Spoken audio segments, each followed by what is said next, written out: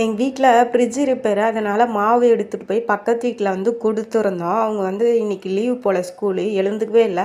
அதனால் பிரிஞ்சி வாங்கிட்டு வந்து சாப்பிட்டோம். எங்கள் அண்ணன் வந்து இதை ஆர்டர் பண்ணி வச்சுருந்தான். இதுவும் பாதிக்கு பாதி ஆஃபர் தான். ஸ்விக்கியில் தான் வரும். டெய்லியுமே ஆஃபர் வரும்.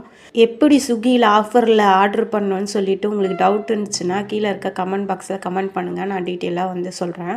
எங்கள் அம்மா ஃபோன் பண்ணி எங்கள் அப்பா கிட்டே இன்றைக்கி புதன்கிழமை மீன் வாங்கி வை, பசங்க வந்து மீன் குழம்பு வச்சுப்பாங்க அப்படின்னு சொல்லிட்டாங்க. அதனால் எங்கள் அப்பா மீன் வாங்கி வச்சுட்டு அதை க்ளீன் பண்ணி வச்சுருந்தாரு. நான் வந்து மீன் குழம்பு வச்சுட்டேன். அவரே வைக்கிறேன்னாரு. அவர் வந்து கொஞ்சம் புளிப்பாக அந்த மாதிரி வச்சுருவாரு. அதனால் நம்மளே கரெக்டாக நம்மளுக்கு ஏற்ற மாதிரி வச்சுக்கலாம் அப்படின்னு சொல்லிவிட்டு நானே வச்சுட்டேன். அதுக்கப்புறமா அவருக்கு வந்து மட்டன் தலைக்கறியை வந்து அவரே செஞ்சுக்கினாரு. அதை வந்து நாங்கள் செஞ்சாலும் இது இல்லை அது இல்லைன்னு அவரே சொல்லுவார். அதனால் நீயே செஞ்சுக்க அப்படின்னு சொல்லி விட்டுட்டோம். அவரே வந்து காலங்காத்தாலே செஞ்சு வச்சுருந்தார். சரி நான் வீடியோவில் காமிக்கலான்னு காமிச்சிட்ருக்கேன். அதுக்கப்புறமா வந்து சாப்பாடும் வெடிச்சாச்சு. மதியானம் லஞ்சு எல்லாமே ரெடி பண்ணி வச்சாச்சு. இன்றைக்கி ஓணம். காலங்காத்தால எழுந்த உடனே ஃபோட்டோ வந்து போஸ்ட் போடுற வேலை தான்.